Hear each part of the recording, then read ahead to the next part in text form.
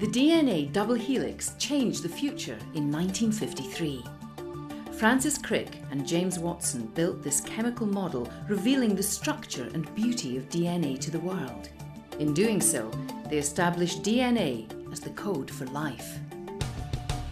DNA changed really everything. And that's why that's an icon.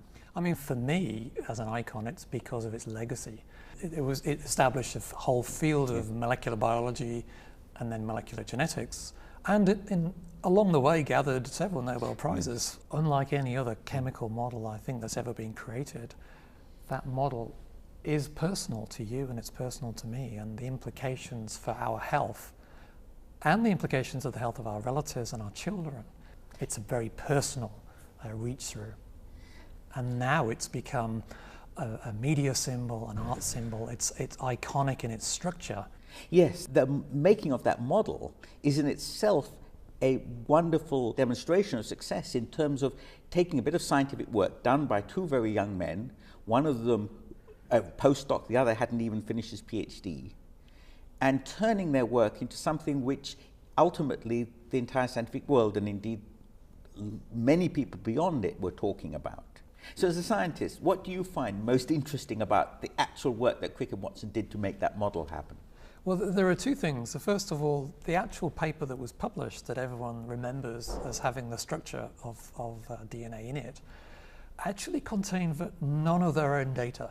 What they did in producing the model was effectively take 5 or 6 pieces of information that other people had put together and published over the previous 5 or 10 years, and had 2 or 3 insights of their own. The inspirational part of Crick and Watson's work was to conceive a double helix structure like a twisted ladder, which explained the X-ray analysis coming from Rosalind Franklin's and Maurice Wilkins' lab at King's College London. There's been a lot of discussion about what was the role of Rosalind Franklin, because Crick and Watson both got the Nobel Prize, and so did Maurice Wilkins, who got the X-ray crystallography going, and the X-ray crystallography created the data. But Rosalind Franklin had died by the time of the Nobel Prize, but there's often been discussion that she, a woman, was somehow biased against. What do you think her role is? From a purely technical point of view, the DNA molecules that she was working on in the lab come in different forms. And she was much more sold on looking at one form than another form. And of course, it was the one she was almost less interested in, the beta form, which was the one that excited Crick and Watson. I don't think we'll ever know, because we've effectively only really got Watson's side of the story, and he's rather dismissive of Rosalind Franklin. I mean, and she was actually very highly regarded in her lifetime, wasn't she? Absolutely. She published some stunning papers. And as a technician, in terms of obtaining some of the best crystals of DNA, I think she was probably the leader in the world. And of course, we see that in the fact that that data was so clean that Crick and Watson instantly recognized the significance of it. It confirmed to them it had to be a helix. Now, other people had suggested a helix, but this confirmed it to them.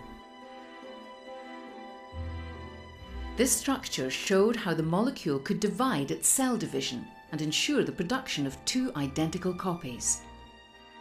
It also suggested how the rungs of the double helix's ladder are made of pairs of chemical bases.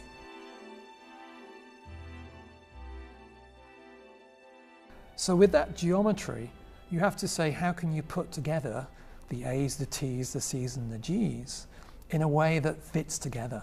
And what they did was 2 insights. The first insight was that actually it was a particular chemical form of these bases. They would only fit in the helix when A was opposite a T and G was opposite a C. And what that meant was that you had effectively a unique way of lining up across a helical molecule. And the second insight they had was that the backbone molecule actually don't run in parallel. they run the opposite way around. So it's like two ways of a dual carriageway. One strand goes one way and the other strand goes the other way. But of course, it's the implications of this structure of having these two strands that really was tantalizingly teased at the end of the very first paper, where they say it hasn't escaped our notice that this provides a mechanism for copying, which alluded to the second paper which came along only a few months later, wherein they really explained the detail of what underpinned the model.